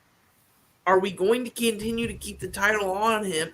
Even Seth only has to show up to work 3 times a week. They can film the movie anywhere now with green screens and shit. He's probably in a green screen fucking movie. What movie is he filming? Avengers? No, Captain America, but yeah. All right, same fucking shit. Yeah, they can film that shit in an apartment building with a green screen, to be honest with you. All right? The whole fucking movie's a giant fucking CG fuckfest. And at this point, they probably deepfake Seth Rollins into the movie. That's what's coming anyway in the next year or two. They won't need to do anything anymore. Actors won't even have to show up to work. All right? Good show on Netflix right now if you haven't watched. Black Mirror, right? One of the episodes is about, just a whole reality based around your life and shit, and it's all deep fake. So they hire Selma Hayek, and she licenses her likeness so they can use it in CGI. And, this tech is out there already. They already have CGI, AI, so you're going to see a lot of shit. Pretty soon, the WWE superstars won't need to go anywhere for them to make a movie about them. AI is going to change the way we do everything. It's going to change the way a lot of people make money. I'm not sure if it's necessarily a good thing, but it is going to do. No, it's bad right now. You don't want. Let's not get into that. I'll save that discussion for the party with Marty, because I think I'm going to make his brain melt when I tell him what's happening out there with ChatGPT and how they're using it to reprogram codes. And you can go into a website and get into the dark web, and then you can tell ChatGPT and to train it to be your bitch and to go and do bad things for you. It's pretty fucking scary what's And happening. we're giving this to our military. That's a great idea. Here's another scary man. Braun Breaker right now at the prime of his career thus far in the WWE, demonstrating that he has the stuff. He's on Monday Night Raw. This is a great way to get this man some recognition, some fame, and hopefully I don't know why, but some fans. Right there in that picture, I'm getting vibes of Goldberg, and I don't actually dislike that. I kind of like the fact that it's like, man, what if he comes to the main roster and they go... Goldberg had one of the most successful runs in the history of wrestling, and people hated him for it. What if they bring Braun to the main roster and they have him go on like an undefeated streak for like... Appreciate you, man. 5, 6, 7 months. I'd be okay with that. What's going on? Swag. What podcast did I go on? I don't even know what you're babbling about. This guy's always trying to start the drama. They're all going to come on here now. It's all right. Drama's being a... You give me the clip or it never happened. I don't know what you're babbling about. I'd like to see the clip right now. You can drop the link in the chat. Tell me what time it's in. I'll share it for everybody. What did I say? I'd love to know. Because if I said it there, I'll say it here. Again, I'll repeat it for you. So why don't you remind me what I said? Because I'm sure if I said it to someone, I'll say it again right now. Savage won't talk shit to you behind your back. He'll talk shit to you to your face. Go ahead, send the link. I'll say it again. I'm sure if I said it, I meant it. But, if you want to know why I took a shot at you, if I did, it's probably because you deserved it. If I did. Because I think we're talking about deep AI right here. This guy probably made a fake video. Are you a hacker? Probably is. Braun Breaker, phenomenal. He does give me Goldberg vibes, too, so I agree with you there. And that's not a bad thing. Goldberg had that indestructible vibe type shit. So here it is, and I like it. I like it, and I want to see more of it. And I wouldn't even be mad if he became the world fucking champion tomorrow night, because that would literally flip WWE on its fucking head. Triple threat, Money in the Bank, Braun making a huge statement. The hatred between Finn and Seth are so much that they, Braun even retains that Money in the Bank. I really like this. I think, again, if they bring Braun to the main roster and they go, hey, we're going to have you go on a 7-month undefeated streak, I'd be fine with it. I think the man's earned it, and I think the thing is, right now, he is the absolute most believable person to me that you could go, hey, we're going to have you have an undefeated streak, and you can defeat top-name stars and it not be an issue, because I'm like, Braun has that look to him like Goldberg did of like, I do not want to mess with this dude. See, this is what I'm talking about. I just told this gentleman to send me a link of what he's talking about so we can clearly replay it for him. But, I said something in a podcast that doesn't exist, I guess. I don't know. Just ignore the haters. I don't know. Maybe he's talking about the Tony podcast. Remember what you told me. 7 billion people on this planet. I just told him if I did say it, it's because I meant it. I guess that's not enough of an explanation. John, do you think I gave a reasonable explanation or answer to his question? As a person who hosts a podcast, yes. Does it not get any more crystal clear than that? I don't know. I think you have to say it. You have to rent like a billboard behind you and have really bright letters. Do you know? You guys familiar with Miss Cleo, the psychic? I don't even think she could make it more clear than I just did. Crystal clear. Becky Lynch out here having interviews with Byron Saxton. And you know what? I respect Byron Saxton and his new role that he has pretty much submerged himself into. He is their marquee interview guy for Monday Night Raw. And no one's talking about it. But he's doing a good job. He doesn't hog the spotlight. It's always about the superstar. Keeps his comments brief, professional.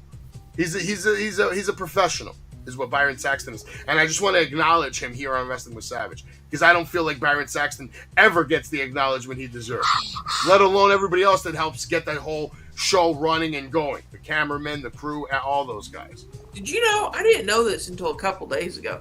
Did you know that when the shows start and like we see, the wrestlers come down, they get their entrance themes and all that, I didn't even know that commentators have their own entrance themes. I'll see you at Cap 2. Come say hello. I didn't know that commentators get their own entrances and themes, and I was like, oh, that's cool. That's cool that I didn't even recognize that happened. That happens, Travis. That happens just a lot in some of the independent promotions as well. Yeah, it's cool. This match was good. But that's not what we're talking about. We're talking about Shinsuke Nakamura and Ricochet going at it before his match with Bronson Reed, which is coming to you live from Cleveland, Ohio, June 20th.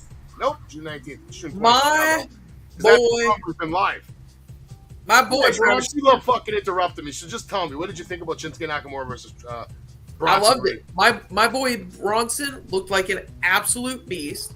Shinsuke looked like that guy who, hey, I get knocked down a couple times, I get back up, I keep fighting. I think it looked good. I'm not sure that I'm 100% on the finish because, yeah, I get that Shinsuke and Ricochet are having issues with each other, but I'm like, I don't know how that really are we going to get a Shinsuke versus Ricochet feud? And if so, how is this going to work? Normally, babyface versus babyface feud or heel versus heel feuds don't usually work out that well because usually WWE creative can't book them right. John, I see you nodding your head. What do you got on this matchup and the results? I loved it. I thought what they're doing with Bronson Reed to me is one of the few guys who came back to WWE and that it's actually being used right. Yeah, they're not putting him in a title picture right now, but they don't need to. They're using him as basically a guy you don't want to mess with, almost a killing machine, almost. And I'm curious to see where they go with it. Because like I said, if they push him big, he could do some damage to close out the year. Pretty soon, I bet you we start hearing Reed's gonna kill you or something like that because that's just what he is. He's almost like a Bronson? He's almost like a Travis. Hold on, Travis. Travis taking over the show. That's your job on Thursday and Friday and Saturday. That's when you take over the show. Jay, what do you got for this? Well, I didn't like the match whatsoever. So back to you, Savage. John is money. John who? John Moxley? Don't start talking about John Moxley. If Anthony's watching, he might start, No, he was talking about John, this guy. Oh, John. John is on the money. John is money. John's phenomenal. And everybody go follow John. John, tell everybody about your podcast, what you got cooking right now, and also do me a favor and drop your link in the chat so everybody here can go subscribe to you. Absolutely, guys. I'm the host and the creator of the Around the Ropes podcast. We're live every Tuesday night, actually during NXT. Myself and my co-host, Ryan Peterson, who's a ring announcer. Savage knows him very well. We talk basically all things from indie wrestling, the main event of WrestleMania. We got a loaded show for you guys tomorrow night. And we got some interviews lined up as well coming up in the next couple of days, leading to some shows in the Northeast. And I'll put the link in the description in a second. But yeah, definitely go give us a follow. We're live on Facebook, Twitter, and YouTube every Tuesday night. I guess I'm going to have some bodyguards with me at Creative Project. Should I be scared? Still worry about it? From that guy who clearly has nothing. Hey, Ricky, I'm going to need some bodyguards at Cap, buddy. You want to come on down and protect the Savage? Maybe. Maybe I'll just get Bronson Reed. Or why don't I call DDP or fucking Ricky Starks up? Maybe I should call Marty Jannetty. I'm sure he knows some thugs. Call Batista. I mean, he used to be a bouncer. Just get him to do it again. Maybe I'll just have to call Tommy Dreamer. I'm sure Tommy Dreamer knows some people that can beat some people up. Tommy Dreamer definitely knows some people who can beat the shit out of other people. Should I call Tommy Dreamer up right now at 1 a.m? No, let's not do that. I like Tommy. He might beat you up then. Tommy's probably storing right now, okay? No, a fee. See, what a bitch. You're a bitch, too. You want to be I do like your idea, though, Gianna, of he could scream, Sue, and the crowd go, Nami! He wants a fee. He doesn't want to come help a Savage. He wants a fee. Well, I mean, I get you a ringside ticket, man. That's your fee. The Savage Kingdom, unlike WWE, isn't making that kind of revenue right now. We need to. Soon. We might. Might happen. Back to Monday Night Raw. Bronson Reed did look like a stud. What's up?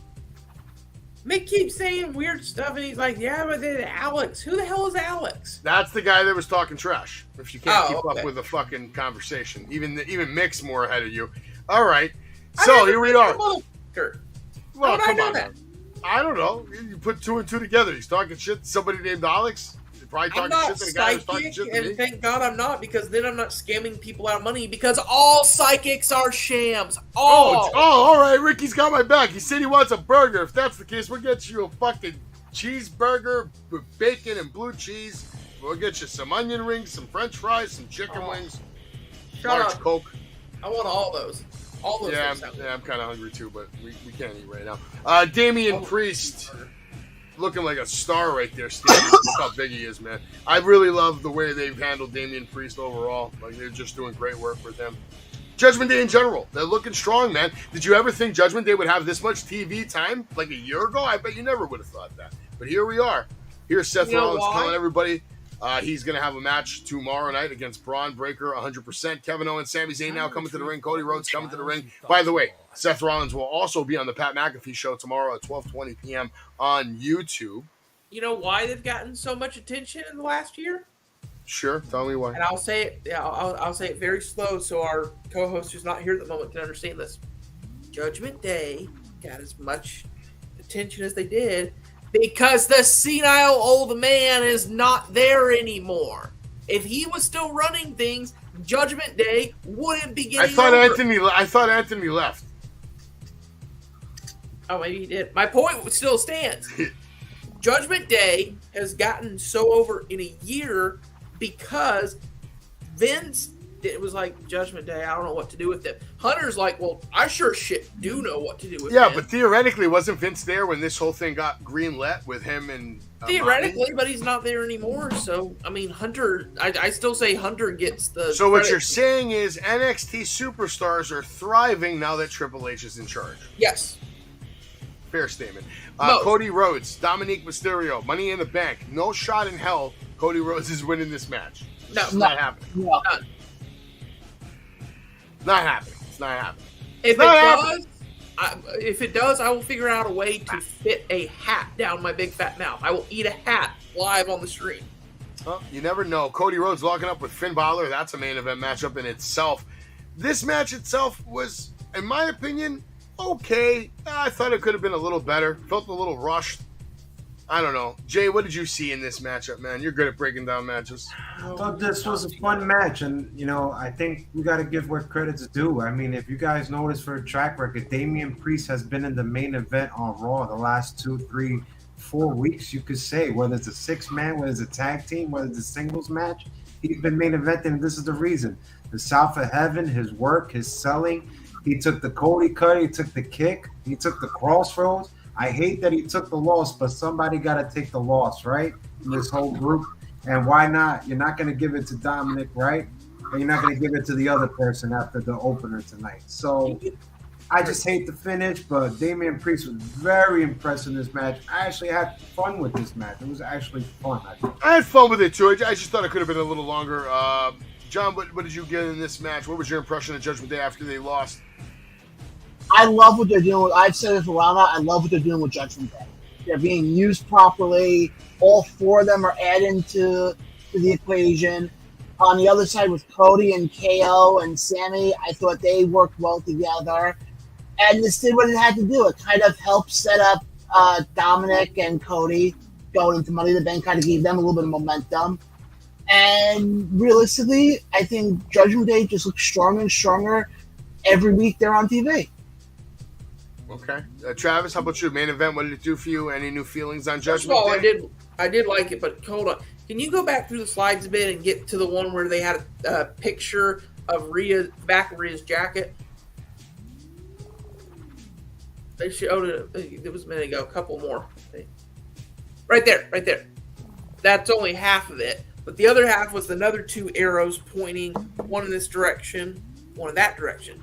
I thought that was that was very interesting to me because if anybody remembers, that was Sanity's symbol. And there's rumors that Eric Young is now part of Creative and he wants to do something like the Sanity group again. So I think why it's interesting to me is it's like that exact symbol that Triple H is doing this, and I like this more and more. He is giving us little teases like, could this be a reference to Sanity? Could it be that they're coming back? little teases instead of these, 20-minute vignettes of, oh, this guy's coming back and he's going to be in this. I like this. I think this is your imagination working overtime, and it might be a combination of the drugs that you're on. But besides that, what I think is this. You should all check out this trailer because the party with Marty is coming soon.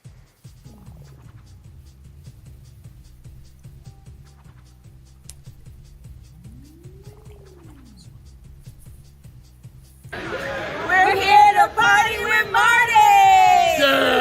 Yo, monkeys, it's me, DDP, and be watching on Marty's podcast because DDP's going to be having a party with Marty. Yeah. There you go. Yeah, Teddy. Oh, Teddy's coming in. Holler, holler. Holler back at me. Oh man, this guy looks good. I'm here with the Godfather. I got a small window to get the fans in and get my extra sign. So, it's not enough with the distraction. Come on, man. Sign, fucker, sign. That's what he wants signed all day long. All day long. Never a Sign, fucker, sign. You changed, brother.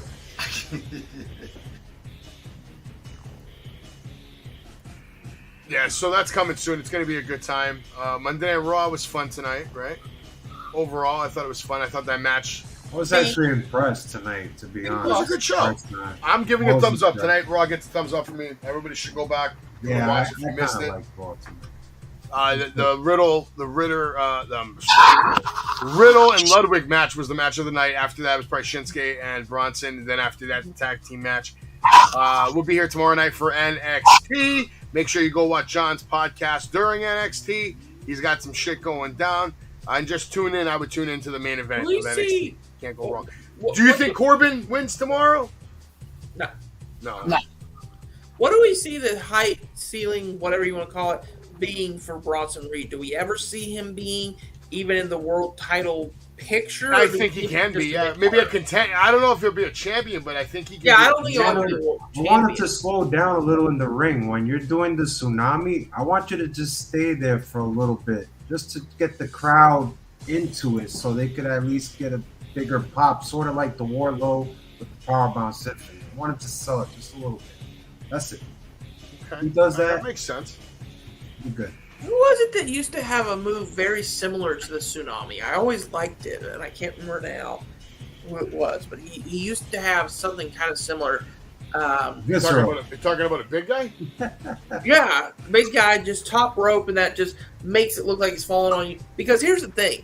There's a lot of moves that are, top rope, flashy, hits them with a top rope, brainbuster, whatever. Here's the thing that I love about Bronson Reed. His finisher looks like, it's like, we all know if a dude that big lands on any of us, we're going to be like, oh, that freaking hurt. And I think that's why his finisher is so good for him. It looks like it doesn't matter. If he hit that move on Wardlow, it would still look like it hurts. It's just... I think it's one of the best finishers in the company right now. John, I'll go to you first. What are your top four finishers in the company right now? What was it again? What are your top four finishers in the company right now? Oh, top four. We'll come back on that one. I gotta think about that one for a minute here. Jay, how about you? You got a top four for that? They go right into me. No, I don't have right now. I do. What you got? Okay, number one. Actually, I still love to this day the End of Days. I think it's a great finisher. It was protected for a long time.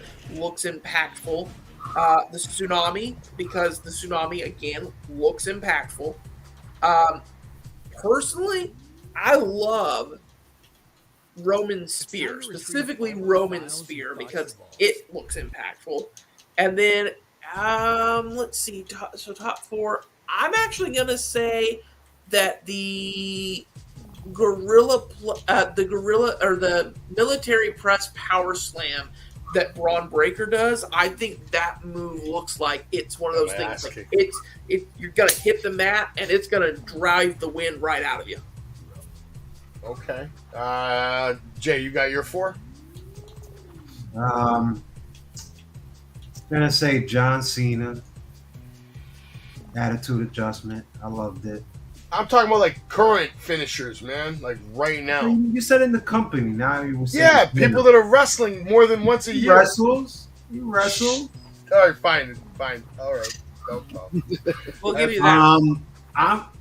I was a fan of Austin Theory's original finisher, which he just Ataxia. basically just flipped you into that cutter slam when he did in NXT. That was kind of my second favorite, but he doesn't do that anymore. I don't know if you guys remember that. It was the ATL launch. No?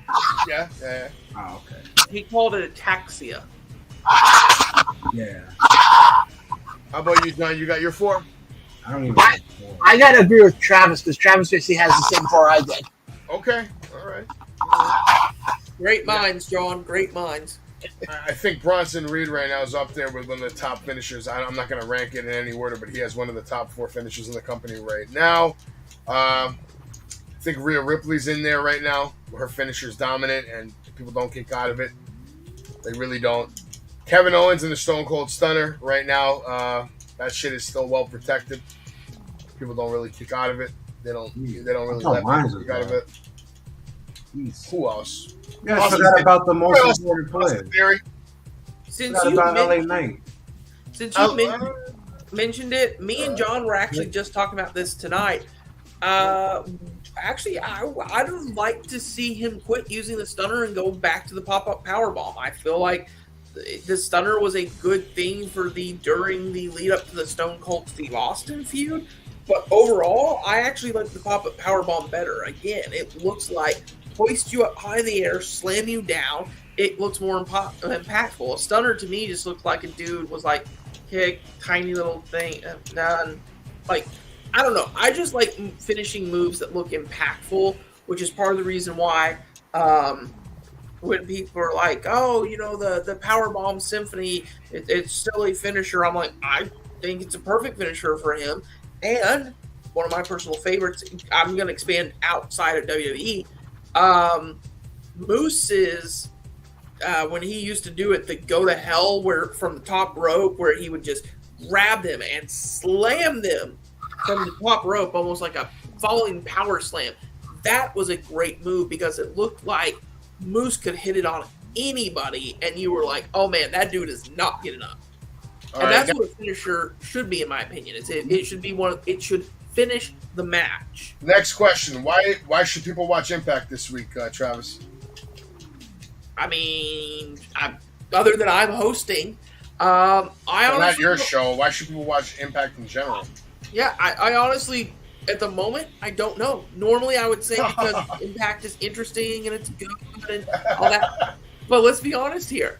I'm still. Come on, give me 3 reasons why I should tune into Impact this week and watch it with you. I can't. You know why? Because my brain is still trying to comprehend the fact that we're going to have to deal with Scott D'Amore in a wrestling match. My brain still cannot comprehend this. No, this guy's really stupid. It's like, what? Who in the world decided, hey, I've got a fun idea, guys. Let's have it be Scott D'Amore and who's his partner? I can't even remember now. PCO. Huh? It's PCO. Scott PCO versus Bully Ray and. So, hey, let me get this straight, John. You actually watch this trash week in, week out, don't you? I see the clips on YouTube. You do what? Who? I see the clips on YouTube. You see the clips, so you don't watch it. When do you watch the clips? Thursday night, as soon as they happen, or usually if it's something big, I'll get on like Twitter after it happens, or I will watch it usually the next day. So you're just a Twitter watcher. There's no way you're actually paying to watch Impact.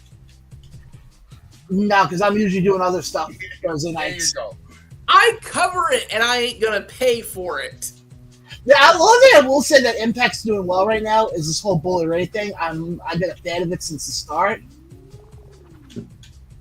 I love the Bully Ray thing, except for the fact that it means we're going to have to see Scott D'Amore in a wrestling ring. For me, the Bully Ray shit is not believable, though, bro. And it's biased because they use their platform to, like, talk about busted open fucking shit on Impact as opposed to, like, a great wrestling match that took place that deserves proper recognition. Instead of spending half an hour talking about 4 different matches that were all phenomenal, we're going to spend an hour talking about a storyline that only the same 100,000 people give a shit about. Yeah, I'm kind of over Bully Ray. Tell me when I lied. I mean, honestly, the biggest issue I'm having with this whole Bully Ray, Macklin, the Moore thing, all this, I genuinely have to wonder this. Did y'all take the title off of Macklin in order to go, well, now he's going to team with Bully Ray? Because if you did, that is idiotic. Steve Macklin was a much better choice for World Heavyweight Champion than Alex Shelley. I like Alex Shelley. I think he would have been great World Champion 15, 20 years ago. Now, I'm like, no, Macklin was a better champion. You should have kept the title on him. What's going on with New Japan Wrestling, and why is MJF disrespecting the shit out of Hiroshima Tanahashi or whatever? Okay, first of all, that's just part of MJF. He just disrespects the shit out of everybody. He probably is one of those guys who flips off his own mother whenever he comes home for Mother's Day. But, that being said, Hiroshi Tanahashi has said before that he does not think that MJF is a good representation of the championship level of talent that they have at AEW. He thinks that there are other people who would be a better champion. Now, whether this is building up for the feud or he genuinely believes this, I don't know. But I do know this. Tanahashi is a person who, to this day, still is like, well, you know, back in the 90s, and it's like, dude, the 90s are gone. You need to adapt and move on.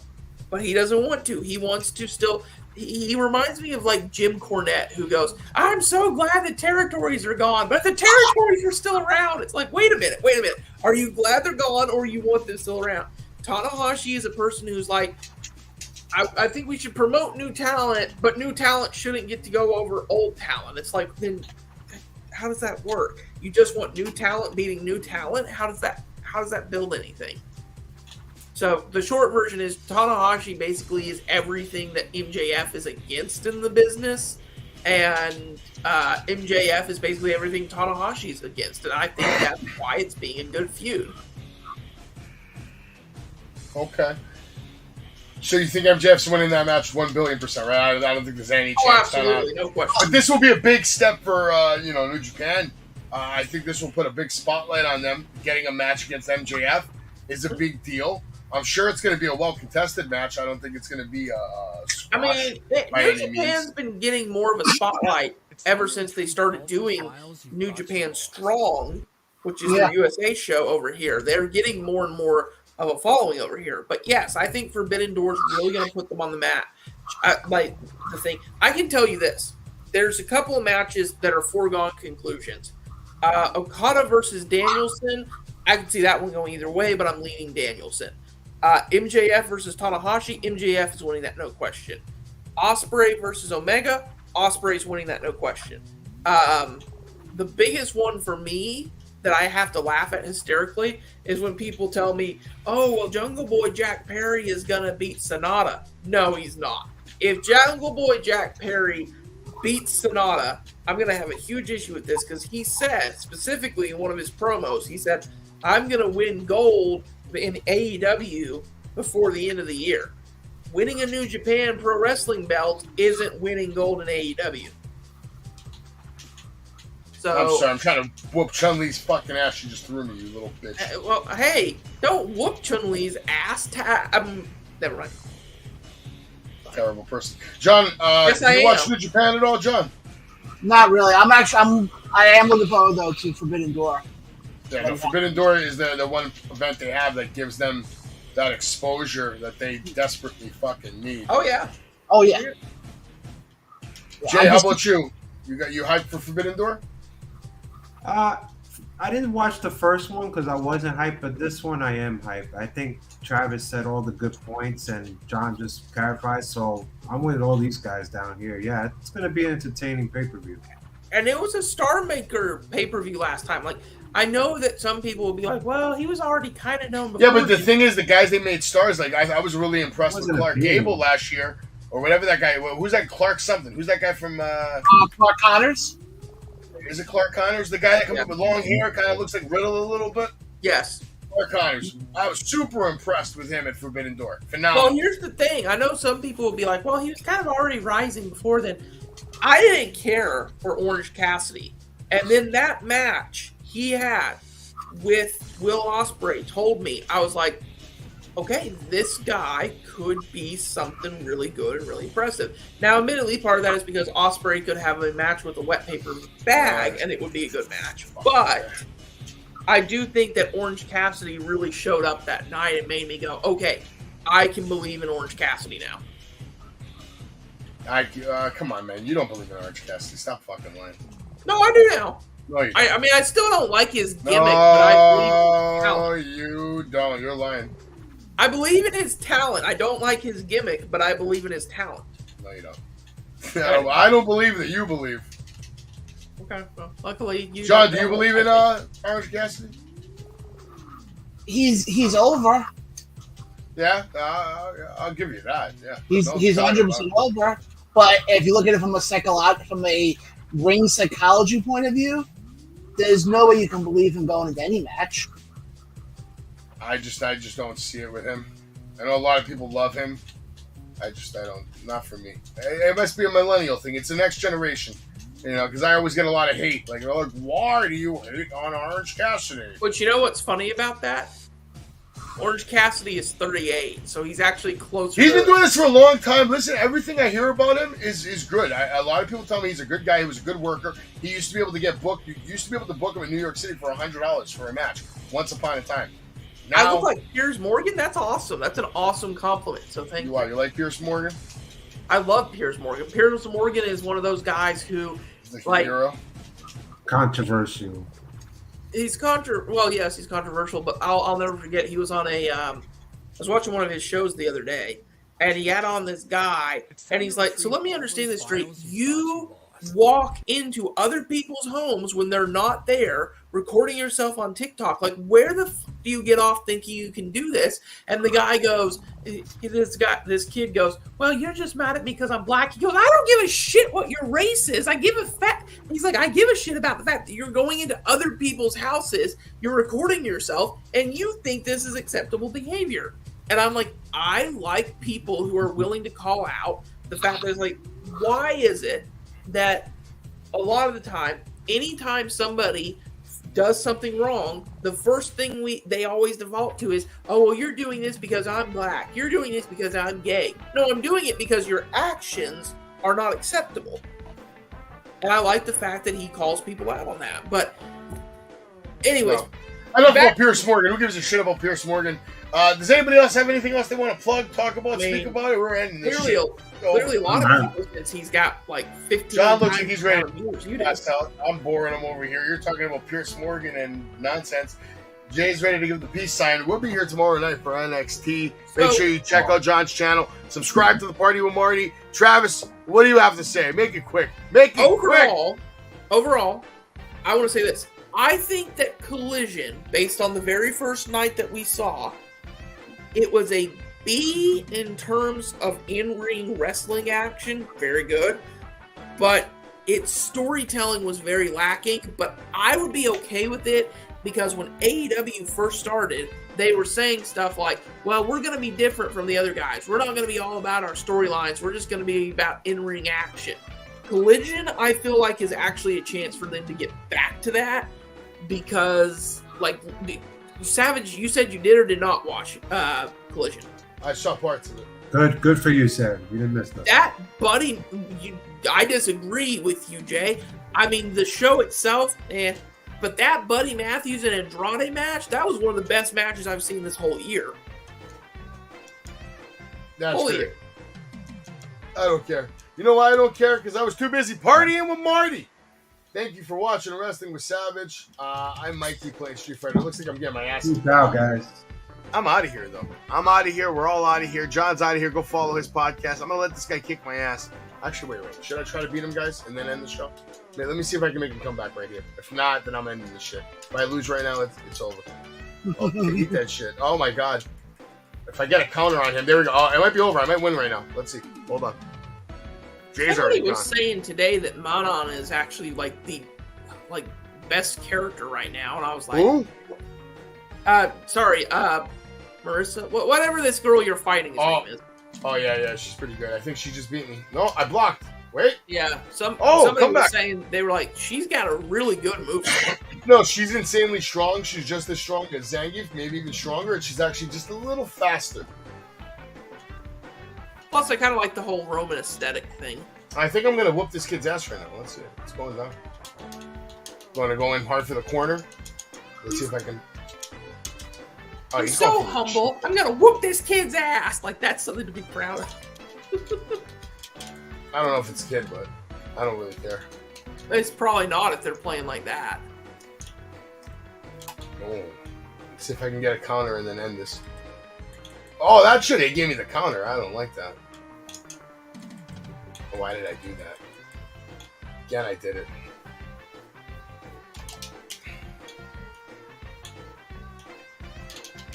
I lost. Yeah, but that was a good match, though. Not really. That was stupidity. I think I want the rematch. John, do you play any?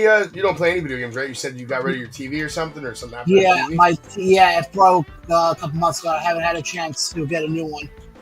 Shit, man. I have a multitude of TVs I could sell you for extremely cheap. We'll talk about that offline. I mean, what is your actual budget for a TV right now? Is it $20? $30? No, I can go a little bit more, but we'll talk about that offline. I have because I used to have a video game store, and yeah, I have about like 10 TVs downstairs. Oh, nice. Because I used to do tournaments. I'm getting my ass kicked right now by this fucking whore. Ay. I'm rusty though. I haven't really played a lot today. You know what? Sweating over here. This is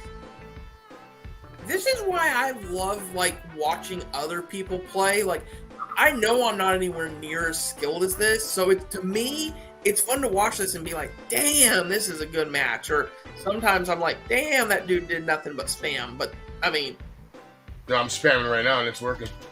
I mean, hey, that I find it hard. Perfect. I find it hard to classify throws as a spam because you have to have almost perfect timing to do it. Nowadays, I don't think anything's a spam anymore in this game. Oh man, clearly you haven't played Mortal Kombat in a long time. I said in this game. Oh, in this game. Sorry, my bad. You should be fucking sorry. Look, here's her special. Look, she's gonna punch me in the face really hard, and that's it. I mean, I love the fact that she looks like a female version of Armstrong from Full Metal Alchemist, but you know. Yeah, that's right. I brought an anime into a wrestling thing. I apologize for nothing.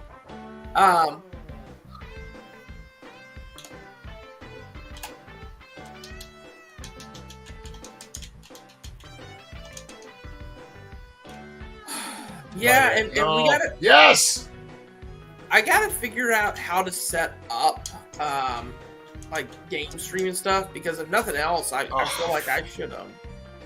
I'm so stupid.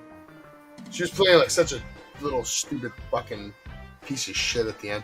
All defensive piece of shit. I feel like I might try and maybe on this channel, maybe stream the AEW Fight Forever game if y'all are interested. So. Yeah, when that comes out, we'll definitely do some shit like that. I might, if you're down, maybe we can even create a fantasy league. I'm down for that. It's a possibility. We got 3 people here now. Let me see. Where's my media slot? Camera slot. Oh, we gotta fix this. So what else is up, John? Where's Ryan Peterson tonight? Right now, probably asleep. Fucker sleeping? Who told him he can go to sleep, that son of a bitch? Hey, he has a show on Sunday, actually. Wait, what show is that? The Cat? No, Invictus and NFW. Okay. Is this Sunday. Oh, that's right, yeah. Invictus does a lot of shit, man. Oh, yeah, they're good. And then, they actually are good. It's a good time at Invictus. Oh, yeah. Then I'll be at Magic on Saturday. And then in 2 weeks, I'm going back upstate to Immortal Championship Wrestling again. Busy schedule. And then, Oh, I got shows basically coming up that I'll be going to basically straight through the summer. what are you trying to do at some of these shows? Just attend, or are you trying to get interviews? You're trying to like talk to people? Combination. Some of them I go to because they put on really good matches. Others, if I happen to be working with the promotion, I'll try to sit there and say, hey, let me try to get an interview or two and go from there. Okay, copy that. Like I know there's the Immortal show on July 8th in upstate New York. They had Matt Taven's going to be there and Lindsay Dorado's going to be there.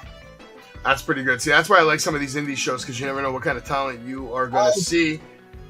Guys, you have been watching Wrestling with Savage Monday Night Raw edition. We are obviously done talking about Monday Night Raw, and I'm done with this stream.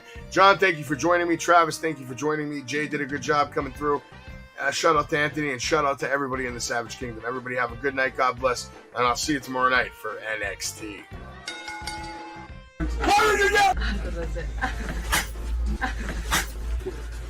Nice Tiffany.